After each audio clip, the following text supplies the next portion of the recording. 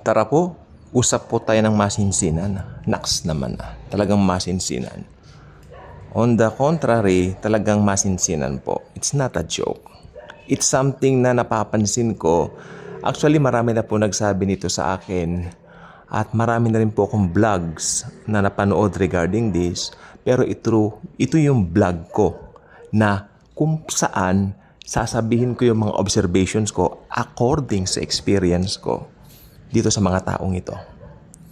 Okay, meron po kasi akong isang kamag-anak na ganito ang tawag dito, situation. Okay, ito po yung mga tinatawag nating mga false converts. False, I mean, yeah, people nowadays are looking for something. Actually, hindi ko po mahanapan ng word. Ano ba yung hinahanap nila? Maaring may void sa puso nila, pero ang malungkot pong yan, yung void na hinahanap nila sa mga puso nila, hindi nila alam yung totoong void. I mean, yung totoong kakulangan, hindi nila alam. Okay, like for example, ganito po. Yung sinasabi ko pong kamag-anakan ko, okay, siya po ay member ng broken family. Yung tiyahin ko at saka yung tiyuhin ko ay nagkahiwalay. Ano? Yung tiyahin ko ang kamag-anak ko. Bali, tiyuhin na rin ang tawag ko. Bali, ito po ay kaasin ko. No? Siya po ay member or product ng isang broken family. Makinig po tayong mabuti. Baka isa po kayo sa mga ganito. Lumaki po itong taong ito, talking to my cousin, na talagang merong lack, L-A-C-K, kakulangan kung tawagin sa Tagalog. Hanggang one time, doon sa dating inaatinan kong institutional church, no? Ito pong pinsan kong ito ay nagandahan ng husto doon sa church na yon dahil air condition, nagkaroon siya ng mga barkada, nagkaroon siya ng sense of belonging. You know what I mean? Isinama siya sa isang group, and yet there and there, hindi ko napapansin na meron siyang, meron siyang growth, no? Yung lumalago, wala eh. Pero gusto niya laging sumasama sa mga youth camp. Last decade, usong-uso po yung mga youth camp. Ngayon, nasa 20s na po niya siya eh. Last year, mga 13 siya noon, 14 siya. Okay, nasa 20s na po siya ngayon. I think he's 23 right now, yung pinsan ko. Kaya sabi ko, last decade, itong cousin kong ito, panay sa youth camp. Kuya, saan bang youth camp? Ay, hindi ako sasama, ganon. Pero siya, sumasama siya, lagi siyang aktibo doon sa institutional church na yon.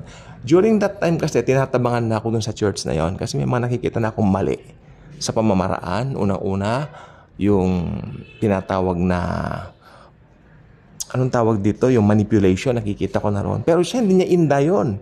Okay, siya gusto niya yung tinatawag na comfort. Okay, air condition yung room, ganyan-ganyan. Tapos, nagkaroon ng gawain ng Panginoon dun sa isang lugar na hindi naman air condition. Inimbita ko itong pinsan kong ito. Hindi siya pumunta. Pero I think inuohan niya ako, hindi siya pumunta. Napag-alaman ko na tumitingin sa comfort, maganda yung lugar. Meron siya mga ka-jamming, Nagkaroon siya ng barkada doon. Nagkaroon siya ng mga barkada. Yun ang hinanap niya. Kasi yung church na yan, yung institutional church na yan, meron ding hawak na eskwela. School na rinaran nga nung pastor. Pastor ang nagraran. Kumbaga parang talagang hindi lang parang, talagang negosyo po siya na sorry po doon yung aso makulit. Negosyo po talaga na matatawag po itong institutional church na ito. Kaya nagkaroon siya ng mga barkada until nagkabisyo na, makinig po mabuti, nagkabisyo na, ganun up to now, until now. Binigyan ko siya ng Bible last month, kung hindi ako nagkakamali, I gave him a Bible. At hindi ko alam kung binasa niya, pero I think itong taong ito talagang wala. Ito po sinasabi ko po sa inyo, ito naman po bungad lang po ito na naobserbahan ko. Ngayon, ang dami pong mga ganyan, mga false converts. Kasi unang-una, baka hindi naman po i-present yung gospel sa kanila. Doon sa kanilang ina-attendan na yan. Okay? Baka hindi naman po sa kanila ito i-present, kaya false converts po sila. Okay? Yung iba naman po, pag nakarinig ng Bible study, iba sumasama kasi sila po ay lugmok ng problema, down na down. Pero pagdating doon sa Bible study, bibigyan lang sila ng mga comforting verse. Hindi po masama yun, ha?